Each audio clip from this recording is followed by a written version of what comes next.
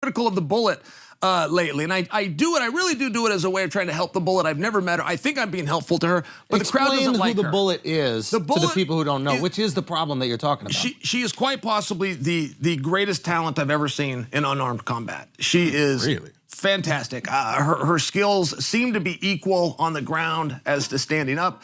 She can finish fights anywhere. She can deal with adversity. She can push the pace. She's actually weaponized pace. I mean, much like Dan Gable did way back in 1972. She is flat impressive. She's also a co-main event. You can't make $1 with the girl. You can't put her against any opponent. She's fighting this weekend. I don't know who her opponent is, and I'm not attempting to be funny. I simply don't. You could give me multiple choice, I wouldn't know. But that's her fault. You know, I watched her on Ariel yesterday, and she's sitting there, you know, they call it crisscross applesauce, and she's telling some story. She's trying to tell it like we're 5-year-olds, and like she's the kindergarten teacher. It's like, girl, strip your clothes off. You got tattoos. Supposedly you speak 7 languages. Man, I'm not even sure you've mastered English, which you're speaking to us now. You're not overly impressive, and you're a co-main event above everything else. What do I give a goddamn what you have to say or how many world championships you have? You can't even close out the night?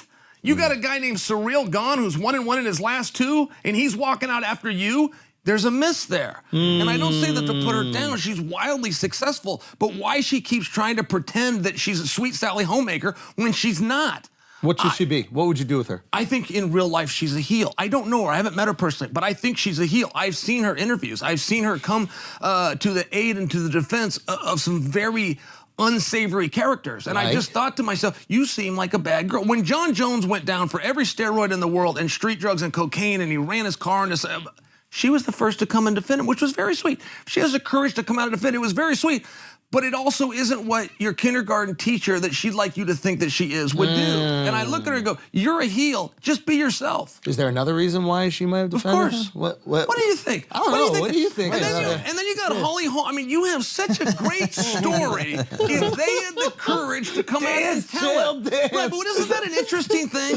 This isn't, I'm not speaking out of school. There's divorces in place. There's breakups. I mean, all of these things can be Googled. You just have to connect the dots. And if you did connect the dots, you could make some money and sell some tickets, but they don't have the courage to connect the dots. They got to just leave it lingering while I'm out here on a media tour trying to get somebody to watch a girl that's in a co-main event. You could make her money right now if you just said what you were feeling. Right now. You think that there might be a romance? She could sell out an arena to fight Holly Holm if they would just tell the story. And what's the story? What would the story be? What would the story be? You got Holly over here, you got Valentina here, and you got John over here. Now, I'm not connected, but these are your 3 people. What would the story possibly be? Maybe John Jones was like in an intimate relationship perhaps with Holly Holm. That could be very interesting. Let's just make it up. The Bullet Shevchenko came in and stole John Jones from if that happened. So Holly would fight the Bullet, and Holly would want to get revenge on the girl that stole her man? That'd be crazy. And the Bullet who lives over here got assigned to the March 4th card, which John Jones is headlining, and they're all the same hotel right now. Oh, no. Wow. It looks like the wrong fight is on that co-main event.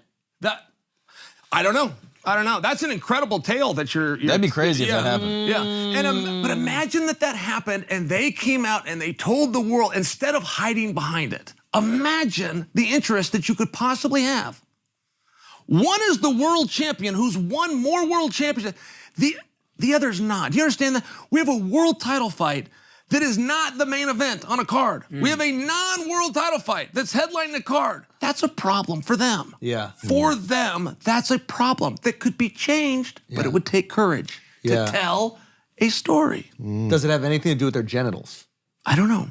I mean, I don't know. Yeah, I think you're talking about the men traditionally do better. I mean, we saw UFC, was it 200? Misha Tate and Amanda Nunes. So we have seen the woman go later before, but it is a hard fact of a policy that a championship match closes out the night. You're saying that there needs to be a story. Gender. I agree with you. I don't even know what the story is with Cyril Gahn and John Jones. I just want you to understand that. She is such a bad draw that they are breaking. There is a public because the belt has to headline. The belt has to headline. Well, it is headlining. I think John Jones and Cyril Gahn are fighting for the belt. But neither one of them is champion. That's the difference. You're saying the champion always has to headline. That is a policy that they have never broken. And she does such a bad job that they have to break their own policy because they can't walk her out last. So you want her to say, I stole your man. I want her to come out and be I want to knock you out afterwards. Yeah, I don't want her to come out and do this pretending she speaks 7 languages. I don't want her to come out and pretend that she's trained in the military. I don't want her to come out and act. She's got a sister in the business. Her mother was a world champion.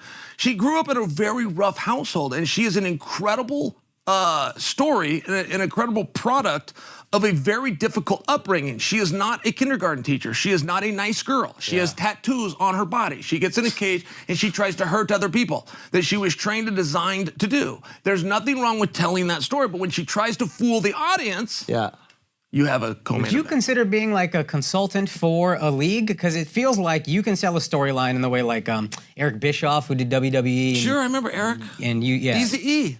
Yeah, I feel like you could do a very similar thing. I'm sure you're making a lot of money now. Your podcast is 12 times bigger than ours, but very sweet of you. I think you can make a lot of money doing that.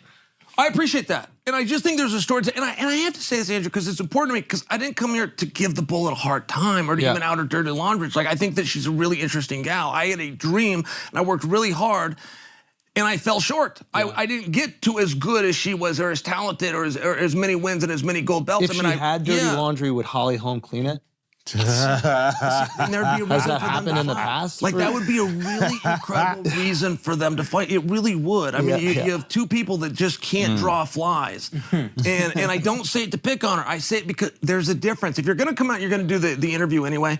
One, you can sit crisscross applesauce and speak to the audience like you're a fourth grader. Or the other one, you can come on to Ariel's show, talk about the World Championship, the next girl you're going to beat up, and by the way, I'm going to stop by this guy's room in the meantime. Damn. His legs, his knees might be weak by the time he walks in the main event because of me the night before. There's a way to tell a story. And they're true. Just come out and tell the story. So what makes a better fight? Two heels or a heel in the face? Well, there's nothing more monetizable than a cool heel. Now, a cool heel's hard to come by. A cool heel, Stone Cold. Yeah. Stone Cold. The Rock. Were cool heels. But if you throw me in there, that was very sweet of you. But Connor would go into that category too. Connor didn't come out to get cheered. He came out to get booed, but then he kind of looked cool doing it. And he had the bow tie and he had the accent. And, you know, he got a good little build on him. And all of a sudden he wins world championships. He's headlined Madison Square Garden. I mean, some of that stuff just happens. The other part you can manufacture. I just suggest if you have a story to tell your story, that would be my only advice. If you have a story, tell your story.